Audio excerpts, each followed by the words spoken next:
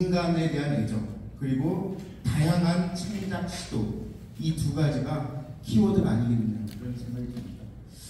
저는 그 PPT를 준비를 못해서요. 아래 한글을 띄워놓고 가는데 어차피 이 화면으로 보시면 고개 이렇게 들고 보셔야 돼서 내려가면서 할 수도 있는데요. 어차피 발표문에 있는 그대로라서 그냥 편하시게 제가 페이지를 얘기하면서 천천히 하겠습니다.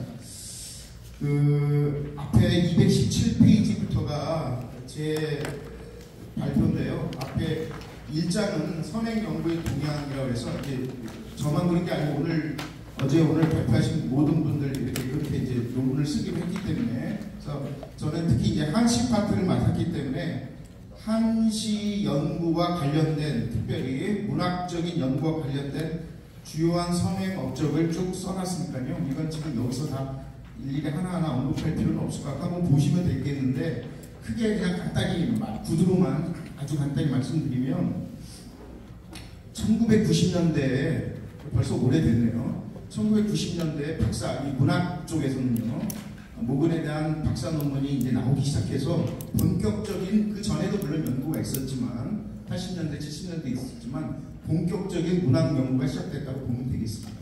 그 이후에 그리고 모근집도 번역이 됐고요. 그래서 90년대 들어와서 이제 본격적인 문학, 모근 문학에 대한 소개가 됐고, 앞부분은 학위 논문, 주요 학위 논문을 다룬 거고요. 그 201장 넘기셔서 218페이지에는 이제 일반 논문들 중에서도 문학과 관련된 논문 중에서도 좀 의미가 있는 거, 그런 것들을 제가 쭉 써놨으니까요. 한번 집에 가셔서 쭉 한번 읽어보시면 되겠는데요. 네, 쭉 한번 검토를 한번 해보시죠. 좀 한 주장 넘겨서요. 221페이지 제2장부터 시작하겠습니다. 자, 그 제2장 제목은 모근그룹의 형성과 시회 활동입니다.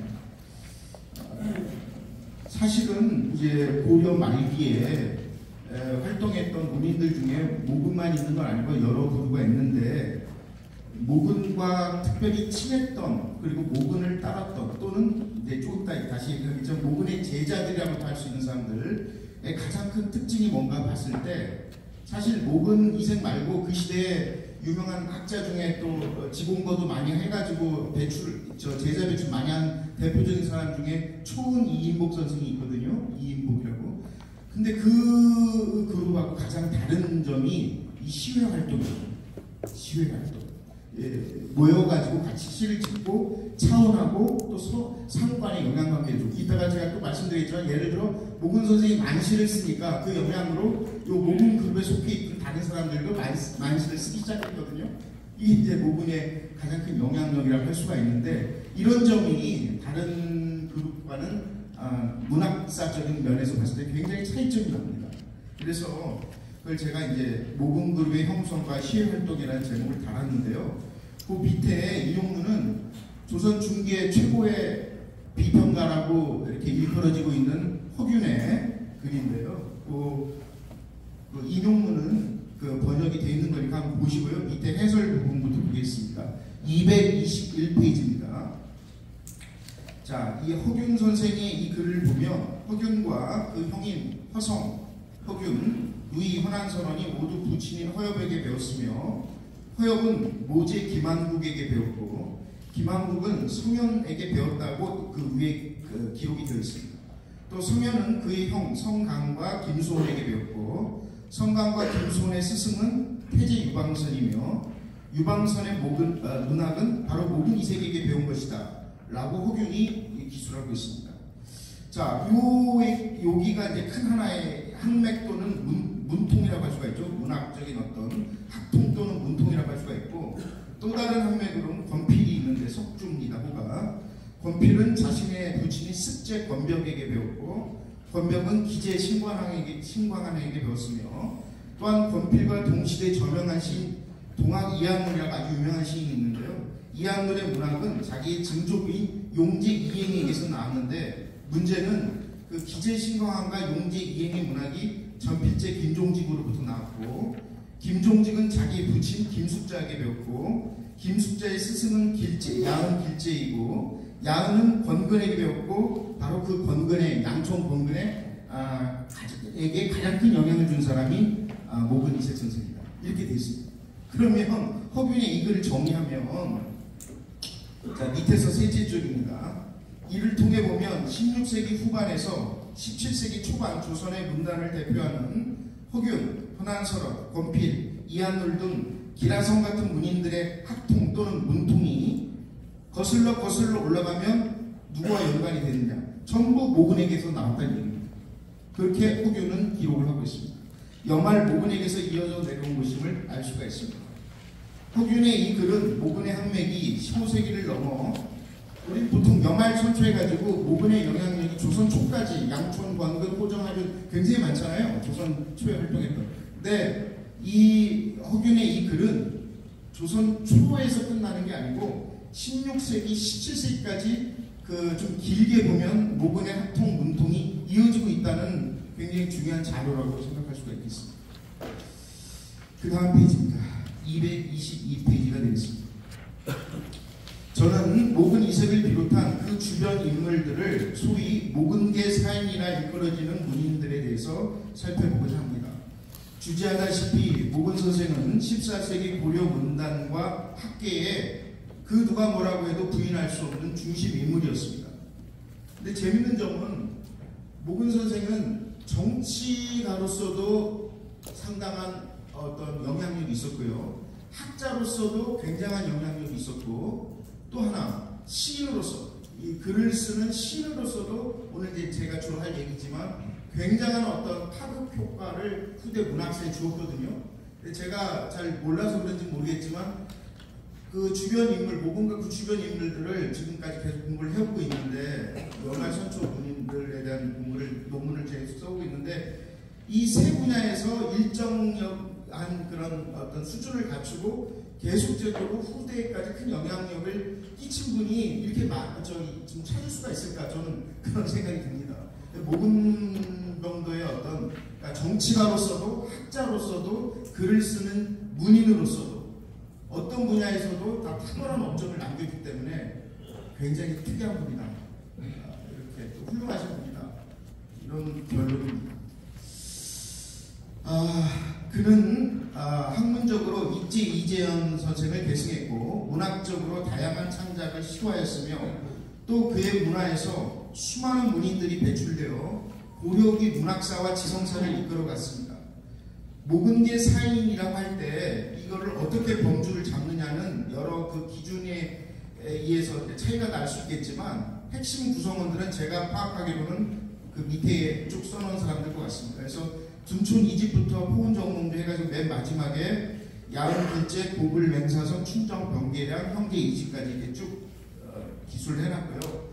요 많은 사람들을 크게 분류를 좀 해보면 모근의 제자 그룹과 동료 후배 그룹으로 나눌 수 있겠습니다.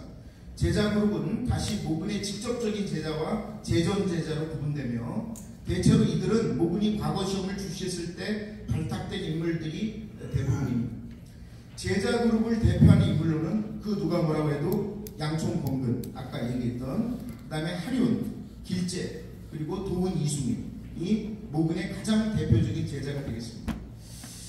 이숭이는 근데 모근의 제자이면서도 동시에 성균관에서 모근 선생이 성균관 대사성을 하면서 성균관 그 국학을 중흥했죠. 그때 학반으로 이제 참여를 했었기 때문에 제자이면서 동료 그룹으로 분류해도 좋을 것 같습니다.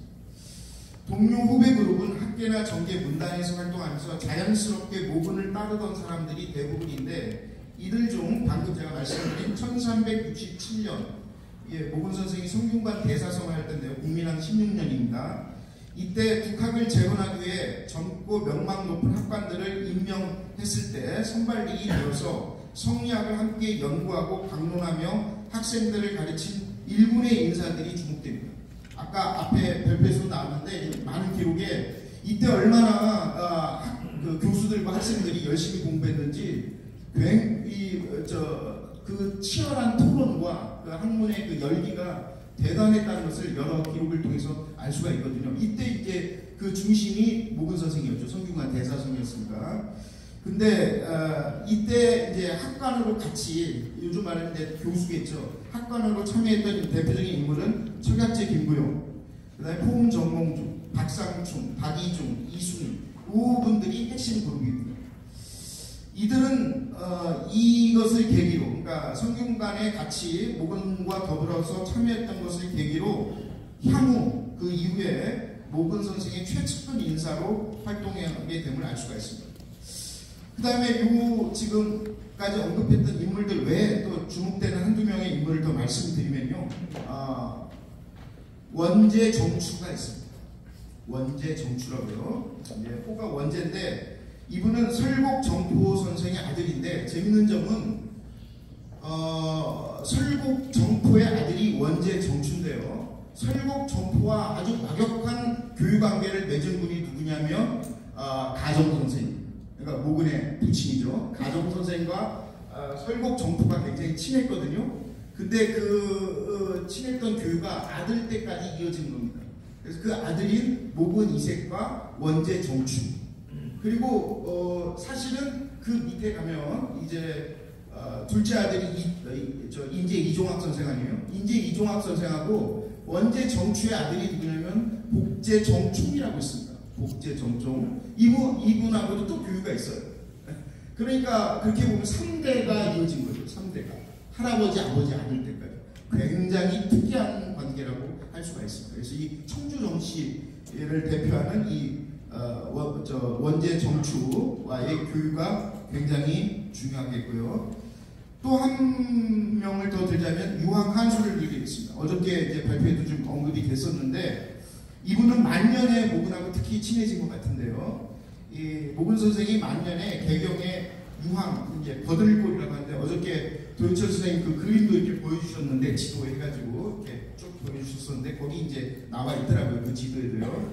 그런데 유황이라는 데가 있었다고 그럽니다. 개경에. 그 유황에 들어와 살면서부터 한수는 미리 들어와 살았고 이제 모근 선생 그 이후에 들어왔는데 그래가지고 이웃사촌이 된 겁니다. 그래서 수시로 서로 방문하고 시를 주고받았는데 그 각주 28번을 보시면 제가 이제 여기에 관심이 있어서 세봤거든요. 그랬더니 모근 선생과 유황 한수가 서로 많은 시를 주고받았는데 모근 집에 유황과 주고받은 유황 한수 선생과 주고받은 시가 무려 60여 개입니다.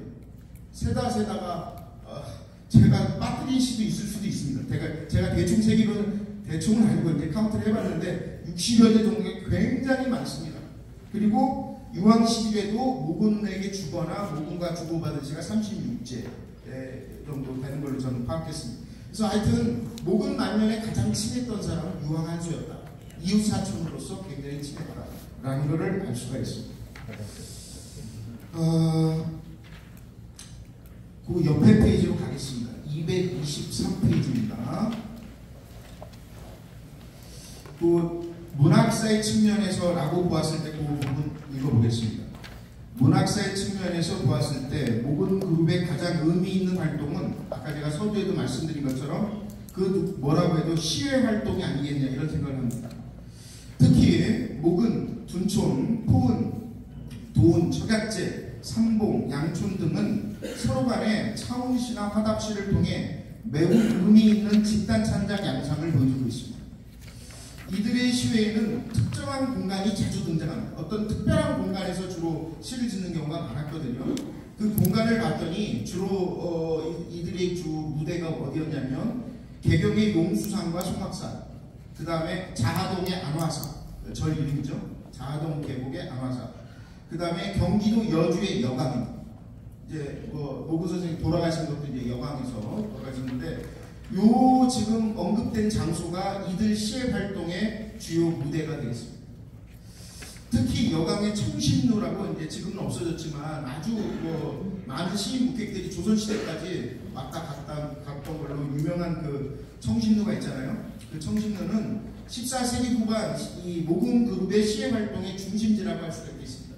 왜 그러냐면 모근 선생도 여기에 이제 자주 가셨죠. 그 다음에 둔촌 이 집은 고향이 아예 거기입니다. 경기도 광주기 때문에 둔촌 선생은 아예 거기 이제 거기서 머물고 계셨고, 그 다음에 포은도 이제 둔촌을 자주 찾아가거든요. 포은 정계의 핵심 인물이었잖아요. 그래서 이제 머리가 아프고 본인이 괴로울 때 둔촌에게 편지를 보내기도 하고, 둔촌에게 보내는 편지라고 포은 집에 계속 전해져 있습니다. 거기 보면은 이 장소를 자꾸 찾는 거예요. 그래서 이 그룹의 모금 그룹의 주요 시적 무대가 이제 여강의 청신부가 된 것입니다.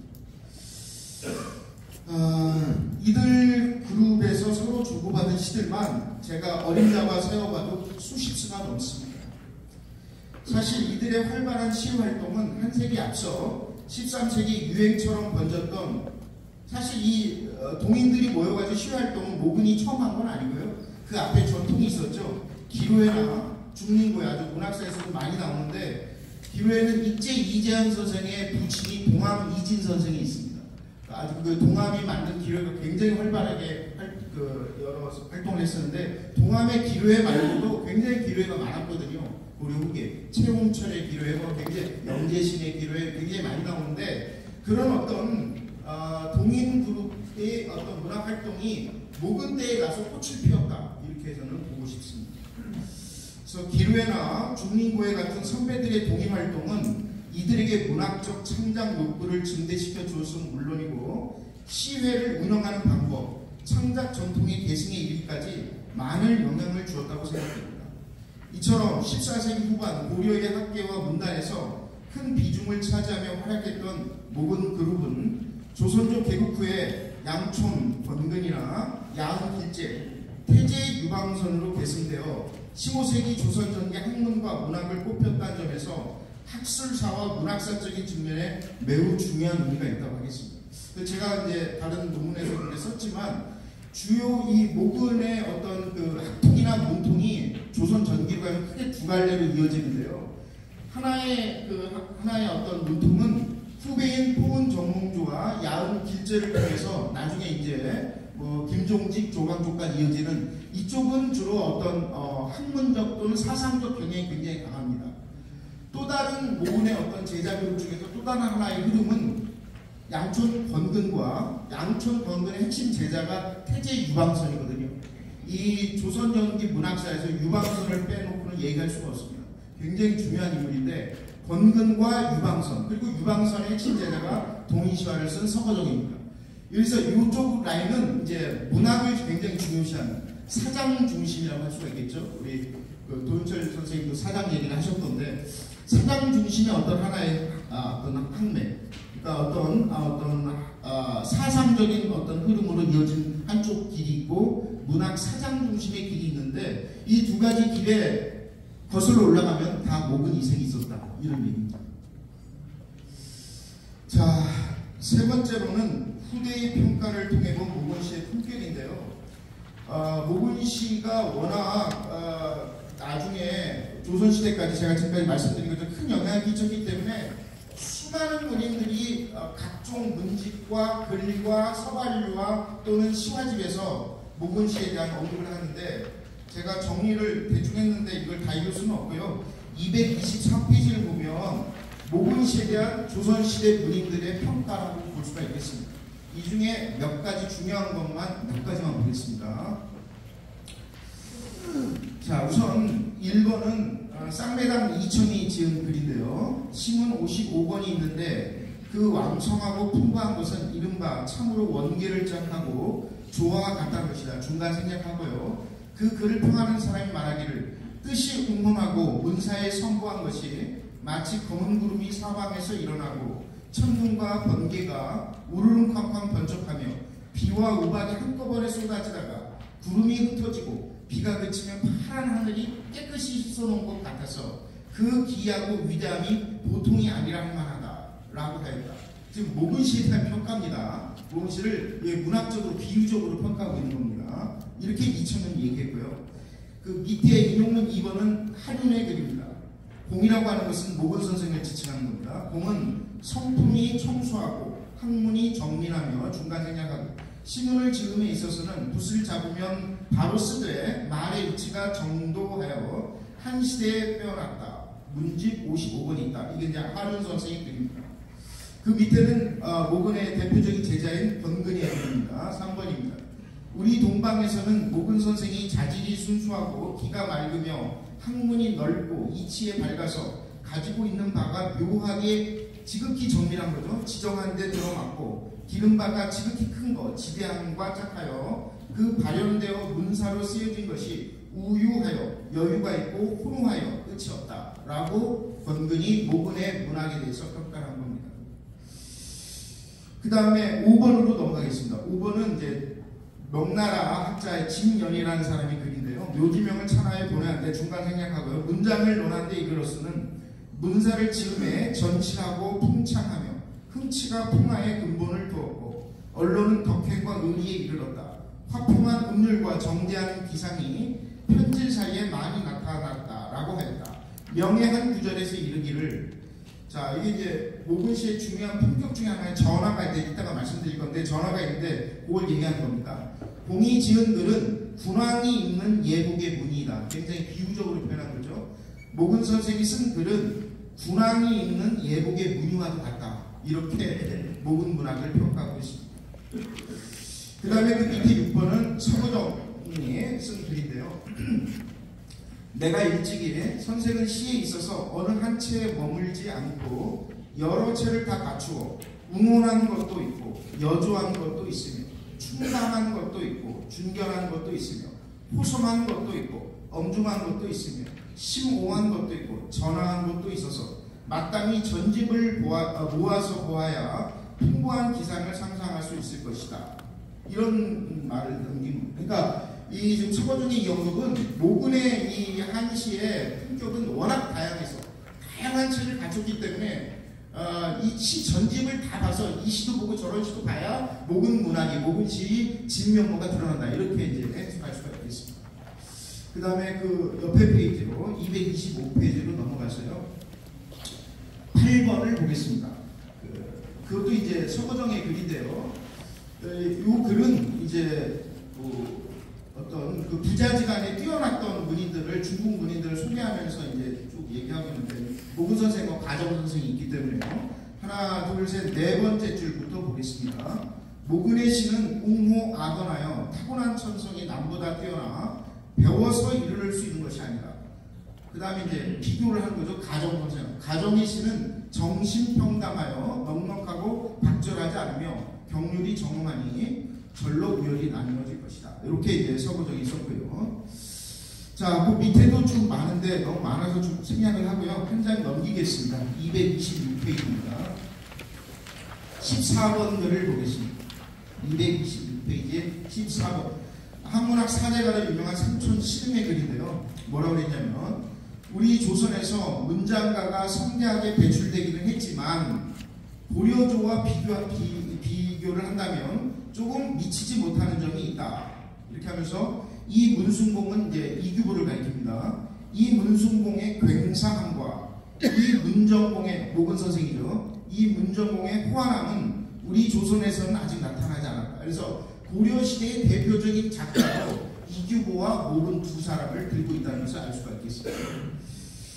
자, 그 다음에 그 16번을 보겠습니다. 그 밑에입니다. 16번인데 이제 임경의 혐오세담에 나온 글이지만 그 글은 김석주의 글을 인용한 거라서 시강 김석주는 일찍이 우리나라의 시인 중 신라 고려로부터 조선조에 이르기까지 여러 사람을 뽑아 각각 통제하였다. 그래서 이제 여러 작가들을 언급하고 그 중간 생략하고요. 그 다음에 이제 모근 이색 선생을 언급한 대목에서는 뭐라고 했냐면 은하수를 기울여 쏟고 푸른 바다를 뒤집어 엎는 듯하다.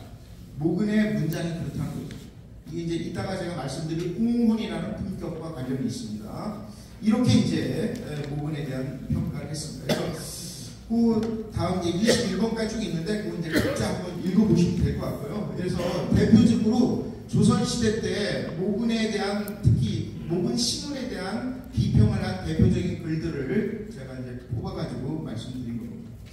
그래서 지금 이 글들을 이제 정리를 해보면 모근의 한시의 품격은 크게 네 가지로 나눌 수가 있겠습니다. 이게 227페이지입니다. 첫 번째는 웅혼계에 해당하는 비평이고요. 두 번째는 전하계, 세 번째는 공치계, 네 번째는 선부계. 그래서 요 크게 웅문, 전하, 공치, 선부 요 네 가지로 목은 한시의 어떤 주된 정조, 품격을 구분해 볼 수 있을 것 같습니다. 그 중에 이제 웅문에 대해서 이제 나왔는데요. 웅문이 뭔지 그 개념은 좀 밑에 달아놨기 때문에 한번 읽어보시면 되는데, 간단하게 얘기하면 웅문은 그 옆에 제목이 나온 것처럼 지대지강을 한시에서 지극히 크고 지극히 강한 거, 이런 기운을 한시에서 쓴 거를 웅문이라고. 물론 이거는 중국의 당나라 때부터 내려오는 사공도 24시품 이하 내려오는 한시 비평사에서 쓴 용어입니다. 자, 또 한 장 넘기셔서요. 228페이지에 보시면, 그러면 어떤 게 웅문이냐? 대표적인 이제 작품이 굉장히 많습니다. 목은 한시 중에 웅문에 해당하는데, 그 중에서 대표적으로 연산가라는 작품이 있는데요. 그것만 한번 읽어보겠습니다. 이 발표문 228페이지에 있습니다. 연산 남쪽에 구름은 쌓인 듯하고 끊임없이 이어진 산세, 용이 날고 봉황이 춤추듯하네. 장성은 거용관을 가로질렀고 봄바람 가을달에 허는데보다 수왕은 한 번 가서 돌아오지 않으니 황금계에는 천년 동안 먼지만 쌓였네. 하늘과 땅 돌고 돌아 삼강모학 정기합하고 도교의 해 그림자 비치니 명당이 열렸네. 사방의 조운으로 산과 바다에 산물이 쌓이고 만국의 봄을 들은 바람과 우레처럼 몰려오네. 나라를 지키면 덕에 있지 험한 산천에 있지 않다는 말, 100만 년 전할 것을 어찌 의심하겠는가. 진시황 당명왕 모두 같은 길을 걸었으니 여상 만든 것만이 화근은 아니로세. 바람 앞에 홀로서니 온갖 상념 일어나는데 해저물자 수레와 말 울음소리가 시끄럽네. 이 모근 선생의 시를 참 잘 쓴다는 게 저는 이 시 볼 때마다 앞에 구절은 이제 굉장히 그 어떤 중국의 어떤 아주 광대한 어떤 기상을 보여주는 거니까, 연산의 그 광대한 기상을 보여주니까 이 시를 이제 웅문이라고 할 수 있는데, 마지막 구절 한번 보세요. 이 모근 선생 이렇게 시를 잘 쓰시는 분이니까 이렇게 시를 끝내는 거거든요. 굉장히 시 맨 마지막이 어떻게 끝나냐면, 바람 앞에 홀로서니 온갖 상념이 일어나는데 해 저물자 수레야 말에 울음소리가 시끄럽다. 이렇게 시를 끝내고 있거든요. 제가 볼 때 참 시를 잘 쓰시는 것 같습니다. 모근이니까 이런 시를 쓸 수가 있지 않나 이런 생각이 드는데요. 그 밑에 해설을 잠깐 보면요. 이 시는 모근이 23세 때 원나라에서 공부를 마치고 고국으로 돌아오면서 쓴 시입니다. 이때 지어진 시들은 대체로 이때 청년기잖아요. 모근의 청년기. 청년 모근의 응대하고 아주 얼마나 꿈이 많습니까? 여러 가지 굉장한 꿈을 아마 그때 갖고 계셨을 텐데, 또 중국에서 공부하고 오셨으니까 그런 어떤 청년 모근의 응대하고 활달한 기상이 이 시에 잘 드러나 있다고 할 수 있겠습니다. 연산은 중국 하북성 계현에 있는 산으로 연경과 그리 멀지 않은 곳에 위치하고 있습니다. 모근 선생은 연산을 지나가며 이곳과 관계 깊은 역대 중국의 인물들을 이제 소환해내는 거죠. 이 시를 통해서. 그리고 역사적 사실을 떠올리고 있습니다. 장구한 시간의 간격을 뛰어넘어 연산과 관계된 역사적 사건이 이 시를 보면은 아주 힘있고 호쾌하게 그려져 있죠. 이런 웅문의 품격은 비장미의 한시 비평사에서 비장미에 속하는 품격이라고 되어 있거든요. 바로 딱 이 시에 어울린다고 할 수가 있겠습니다. 이런 종류의 시를 읽으면 혼망, 박대, 웅이, 장활, 고심의 미감을 느낄 수 있다 이렇게 되어 있는데, 이 시를 통해 이제 이런 미감을 느낄 수 있을 것 같습니다. 또 웅원계 한시의 특징으로 시어가 거세거나 구도가 공헌하며 과장이 심한 점을 들 수 있는데, 모근의 이 시는 첫 시작부터 멀리 하늘에 구름이 가득하고 끊임없이 이어진 그 연산의 산맥의 모습을 장대하게 그려냄으로써 독자를 압도하며 시의 분위기를 웅원하게 이끌고 있다는 걸 알 수가 있습니다. 전형적인 웅원의 품격이 시입니다. 특히 제7부에서 10부는 광활한 시공간을, 그리고 물산이 운집이 되는 것을 다소 과장되게 표현함으로써 이 시를 더욱더 웅원하게 만들어주고 있습니다. 그래서 이런 어떤 웅원의 이런 시를 자주 지으셨다는 거, 이게 이제 모근 시의 중요한 특징 중에 하나고요. 중간에 굉장히 길기 때문에 생략하겠습니다. 200 몇 장 넘겨서요. 233페이지로 가겠습니다. 두 번째는 전화인데요. 전화는 역시 마찬가지로 전화에 대한 구체적인 개념 설명은 밑에 나왔기 때문에 각자 읽어보시고요. 전화를 대표할 수 있는 네 글자는 고운고색입니다. 고운이란 말은 고상한 운치가 있다 이런 뜻이고요. 뒤에 고색이란 말은 말 그대로 예스러운 어떤 분위기를 느끼게 해준다. 이런 시를 이제 고운고색, 전화라고 하는데, 요거는 한 장 넘기십시오. 234페이지에. 요거는 서거정의 동인시화를 한번 읽어보겠습니다. 각주 93번 글입니다. 서거정의 동인시화인데요. 궁전에서 조화라는 것을 소재로 하여 시를 지을 경우에는 시인들이 일반적으로 부귀하고 기려한 시어가 많이 사용되었다. 예를 들어 두보의 어떤 시가 있고요. 또 잠상과 가지 같은 무리가 화운한 것이 한둘이 아닌데 그 시어가 모두 매우 영리하여서 화롯가에서 불제기를 비는 것 같은 그런 궁색한 소리는 없다 하면서 목은 이세기의 이 어떤 시를 들고요. 대개 가지와 두보 등 여러 공들이 남긴 작품에서 영향을 받은 것들이다. 이렇게 서거정이 이제 비평하고 있거든요. 그래서 모근 선생이 중국의 두보라든가 이런 분들의 영향을 받아서 이런 어떤 전환 계열의 시도 많이 지었다. 이런 이제 얘기를 한 겁니다. 또 이제 몇 가지 시를 소개를 해놨는데요. 지금 시간도 많이 가고 해서 생략하겠습니다. 각자 한번 집에 가셔서 한번 읽어보시고요. 236페이지로 넘어가겠습니다. 세 번째, 모근시의 세 번째 품격은 공치입니다. 공치는 네 글자로 이제 정리를 하면 공교엄정이 되겠습니다. 공교엄정. 그건 앞에 세 줄만 읽어보겠습니다. 공치는 공교치밀한 시품을 공치라고 합니다. 한시 비평사에서요. 이 품격은 주로 형식적이고 수사적인 측면에 초점이 맞춰져 있습니다. 즉 주제를 부각시키기 위한 시어의 사용과 시의 전체적인 구성이 공교하고 진밀 치밀하다는 것입니다. 자, 요거를 정리하면 시를 쓸 때 시인이 구상을 아주 엄격하게 미리 시를 쓰기 전부터 어떤 치밀한 구상이죠. 이 시를 어떻게 쓰겠다 나름대로 구상을 해가지고 한 구 한 구 배치도 시어 하나하나도 그냥 막 쓰는 게 아니라 다 생각을 해가지고 꼼꼼하게 대를 맞춘다든가 이렇게 해가지고 시의 구성이 아주 엄격하게 돼 있는 시를 공치라고 합니다. 근데 모근 선생의 시에 그런 시가 많이 있거든요. 그래서 모근 시의 주된 품격 중에 하나가 공치라고 보면 되겠습니다. 그러한 예는 이제 그 옆에 페이지 237페이지에 보면 나와 있는 것들 한번 읽어보시면 되겠습니다. 한 장 넘기셔서요. 마지막 네 번째로 이제 모근 시의 품격을 들 수 있는 선부의 품격입니다. 선부는 네 글자로 요약을 하면 풍요곡진이 되겠습니다. 이거는 다분히 시어의 구사와 관련이 있습니다. 풍요하고 곡진이 뭔 말이냐? 시어를 풍부하게 사용한다는 거예요. 또 시의 의미를 곡진하게 사용한다는 거예요. 그래서 이제 선부라고 하는데 잠깐 한 세 줄만 읽어보겠습니다. 238페이지입니다. 전술한 것처럼 모근시는 응사성, 농성, 부기 등의 많은 비평가들로부터 평가를 받았는데 여기에서 성, 농성, 부기 등은 다 뭐와 관련이 있냐면요. 선부한 한시 품격과 관련이 있습니다. 선부는 주로 시어의 구사와 관계된 평어입니다. 시어의 구사가 화려하고 풍성하다라는 의미의 선부가 되겠습니다. 역시 다음 239페이지, 240페이지까지 있는데요.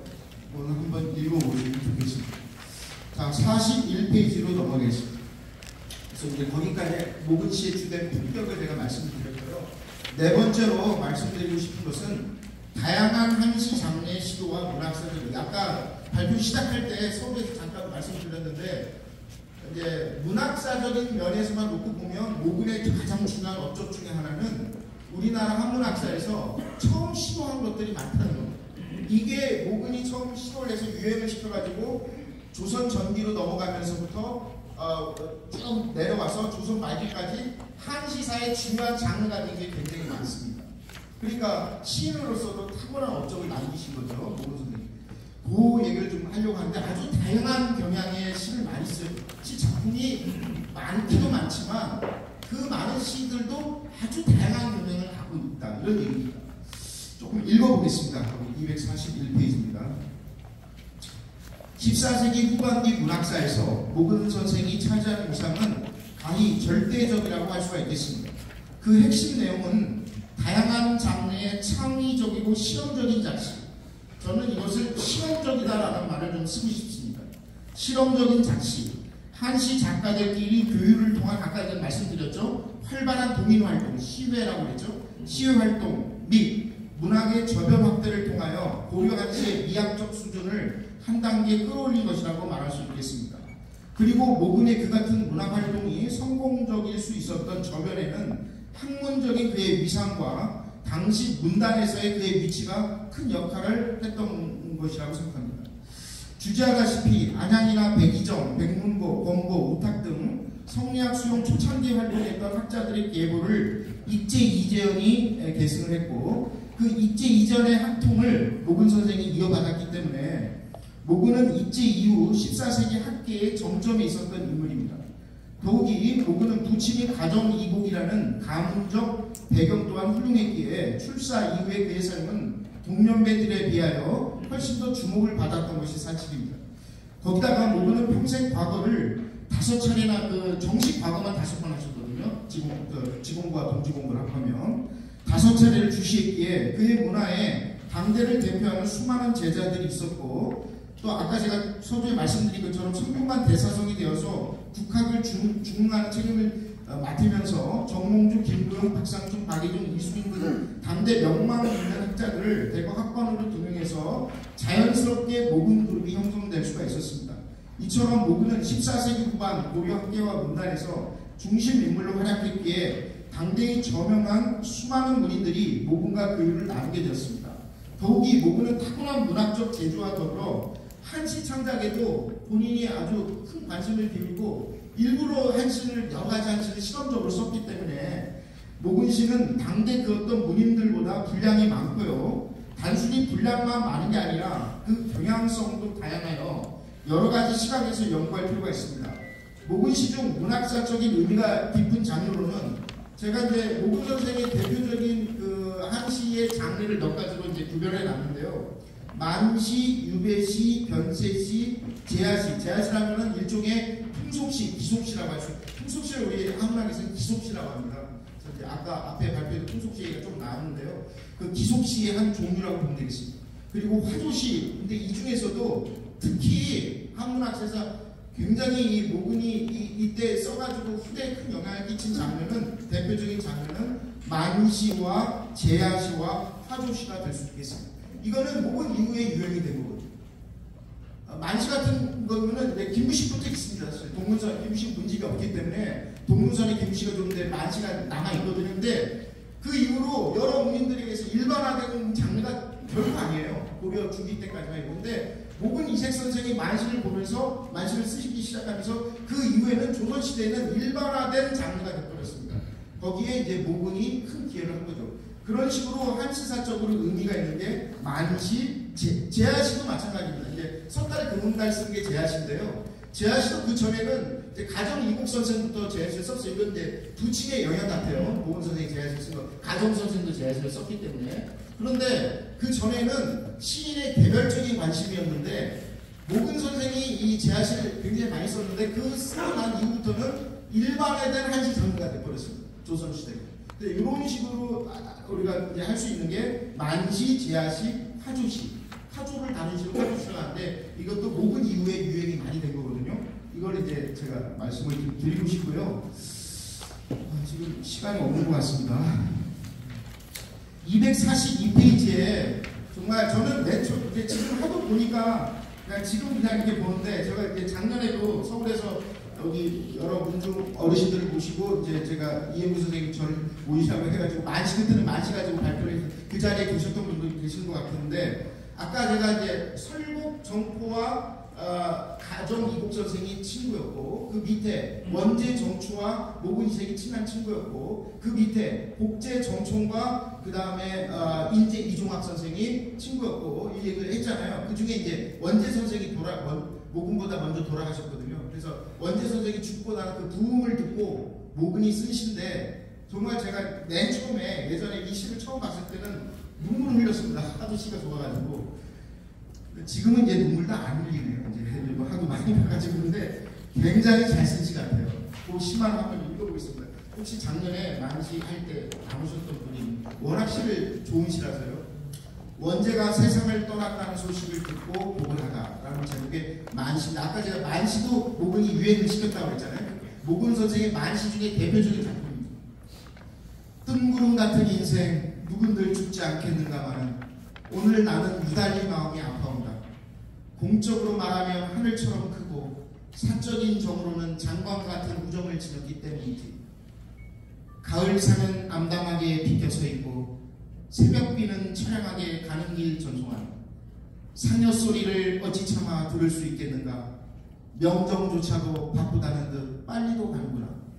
이 원제의 상여, 원제가 나가는 그 상여를 보고 모근이 그 자리에 다리가 아프셔가지고 참석을 못하셨어요. 근데 그 소식을 듣고 쓰시는데 참 그 친구, 먼저 떠나는 친구에 대한 애절한 감정을 이렇게 잘 쓸 수 있지 않을, 이렇게 잘 쓸 수가 있나 싶을 정도로 굉장히 훌륭한 시라고 생각이 됩니다. 그 옆에 페이지는 243페이지는 이제 유배시가 나오고요. 그 다음에 제가 아까 말씀드린 맨 밑에 단락에 제야시가 있는데 조금 전에도 말씀드린 것처럼 제야시는 굉장히 중요합니다. 왜냐하면 모근이 제야시를 유행시키고 나서 조선시대 수많은 시인들이 제야시를 썼기 때문에 한시사적인 의미가 있는 장르고요. 그래서 한 장 넘기시면 여기 나와 계셔서 제가 조금 더 읽고 싶은데 마음이 쫓겨가지고 읽을 수가 없네요. 빨리 마치겠습니다. 243페이지에 거기 보면 제야시도 소개를 해놨거든요. 모근의 대표적인 제야시 한번 읽어보시기 바랍니다. 지금 저는 읽고 싶었는데 시간이 안 될 것 같습니다. 245페이지로 넘어가겠습니다. 245페이지요. 그 중간 부분부터만 조금만 몇 줄만 읽어보겠습니다. 모근 이색 선생은 고려조는 물론이고 한국 한시사 전체를 통해서도 가장 활발한 시각 활동을 보여준 다작의 시인이라고 할 수가 있습니다. 모근의 창작 범위는 한시의 거의 모든 형식과 장르를 아우르고 있기에 여러 가지, 오늘 제가 아까도 말씀드린 여러 가지 장르에 거의 안 건드리신 분야가 없을 정도로, 그리고 그 중에 상당수는 아까 제가 실험적이라고 말씀드렸는데 그 모근 선생 선배 시대에는 많이 쓰지 않던 장르, 물론 중국에는 있었죠. 그런 장르를 실험적으로 쓰기 시작하면서 그 후에 유행이 돼버린 그런 것들도 많이 있다는 거. 그 중에 이제 화조시도 그 중에 하나라는 겁니다. 자, 한 장 넘겨서 맨 마지막 5번 과제와 전망만 읽고 마치겠습니다. 짧으니까요. 그 46페이지, 그 바로 옆에 페이지 246페이지는 그 화조시 중에 그 대표적인 학을 읊은 시가 있거든요. 모근 선생님. 그것도 시가 아주 좋은데 그냥 읽어보십시오. 집에 가서. 자, 지금까지 모근 문학에 대한 연구는 다방면에서 이루어져 왔습니다. 큰 틀에서 보면 크게 작가론과 작품론으로 구분할 수 있고, 작가론은 다시 생애와 교육관계, 문학사상의 특징, 문학적 활동 등으로 나눌 수가 있으며, 작품론을 보면 한시, 한문, 산문, 비평으로 세분해 볼 수가 있겠습니다. 이를 바탕으로 향후 모근 문학의 연구는 특히 이제 문학적인 면에서만 잘 언급을 하겠습니다. 문학적인 분야에서 앞으로 모근 문학에 대한 연구는 다음의 방향으로 전개되어야 할 것입니다. 하나는 문학사적인 의미가 있음에도 불구하고 기존 연구사에서는 많이 다뤄지지 않은 작품들을 발굴하고 소개해야 합니다. 모근시가 워낙 많기 때문에 한국 고전번역원 그 모근집 해제는 8,000여 수라고 되어 있거든요. 근데 그 세기가 참 힘들기 때문에 정확하게 몇 수인지 세기가 힘든데 그 고전번역원 해제는 8,000수라고 소개되어 있기 때문에 그러니까 제하고 수는 좀 다릅니다. 제수 따지면 이거 훨씬 적어요. 제목 하나에 시가 여러 수가 있을 수가 있기 때문에 수가 많아지는 겁니다. 몇제 몇 수라고 할 때 8,000여 수가 있다라고 되어 있는데, 이 많은 모근시 중 연구 대상에서 지금까지 전혀 언급이 되어 있지 않은 상당수의 중요한 작품이 있습니다. 제가 보기에는요. 그걸 좀 연구해야 될 것 같습니다. 또 다른 하나는 기존 연구사에서는 비교적 많이 언급이 되어 있지만 새로운 각도로 볼 필요가 있는 작품들이 더러 있습니다. 그 다음에 작품론에서 보자면 다양한 연구의 시각이 필요합니다. 기존의 연구는 대체로 모근 문학을 얘기할 때 주제론에 입각하여 내용을 분석한 것이 대부분 모근, 지금까지의 모근 문학의 어떤 대부분의 내용입니다. 근데 한시의 경우 형식이나 운율, 시체에 따른 장르론, 그리고 오늘 제가 품격 얘기 좀 했는데 품격이나 의상, 의견과 같은 이 한식 미학인데요. 한식 미학적 측면을 다룬 연구로 연구의 그 범위와 질적인 수준을 조금 더 넓혀갈 필요가 있을 것 같습니다. 그 다음에 이제 조금 이따가 어강 선생님 산문 발표해 주시겠지만 산문의 경우에는 연구의 대상이 되는 작품 장르와 소재를 좀 더 확대할 필요가 있을 것 같습니다. 예를 들어 제가 생각할 때는요. 모근의 중요한 작품, 이 산문 중에서 중요한 작품 중에 묘지명이나 애제문과 같은 작품이 많이 있거든요. 모근이 워낙 아까도 말씀드린 것처럼 다양한 인간에 대한 관심을 갖고 계셨기 때문에 묘지명이나 애제문과 같은 죽음을 다룬 글들이 많은데 아까 이걸 시로 보면 이게 만시거든요. 제가 아까 내내 얘기했던 이에 대한 이런 한문 산문에서는 묘지명이나 애제문에 대한 모근 문학에 대한 심도 깊은 연구가 필요합니다. 예를 들어 한시에서는 만시, 한문 산문에서는 묘지명이 왜 그러냐면 동시에 염알선초에 동시에 유행했습니다. 이게 다 모근이 유행시킨 겁니다. 산문도 그렇고 한시도 그렇고요. 근데 그 주제는 다 죽음과 관계된 겁니다.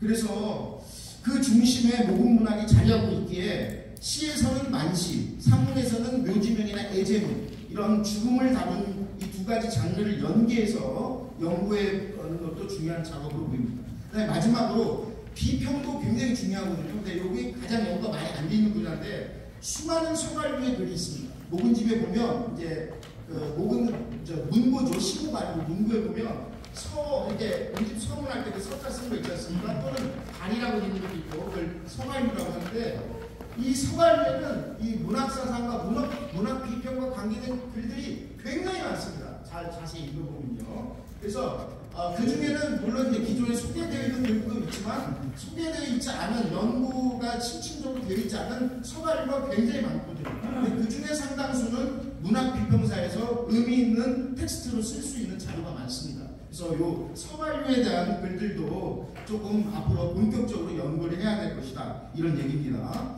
마지막 단락입니다.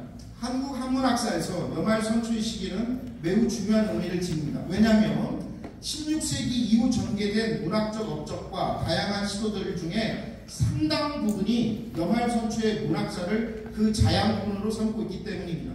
그 구체적인 사례들은 여러 가지가 있지만 대표적인 것만 들어보면 조선 후기의 만시의 유행, 묘지명 및 제문 작성의 일반화, 다양한 종류의 자체시의 창작, 시와 비평의 간행, 품격 비평의 일반화 등을 대표적인 이런 일례로 꼽을 수가 있겠습니다. 이 모든 것들이 조선 후기에 유행을 했는데 그 맥락을 거슬러 올라가면 조선 초, 고려 말, 염알선초죠. 이때의 어떤 것들을 이어받은 것이고 그 핵심에 고려말 조선초의 핵심에 바로 모근 선생이 계셨다.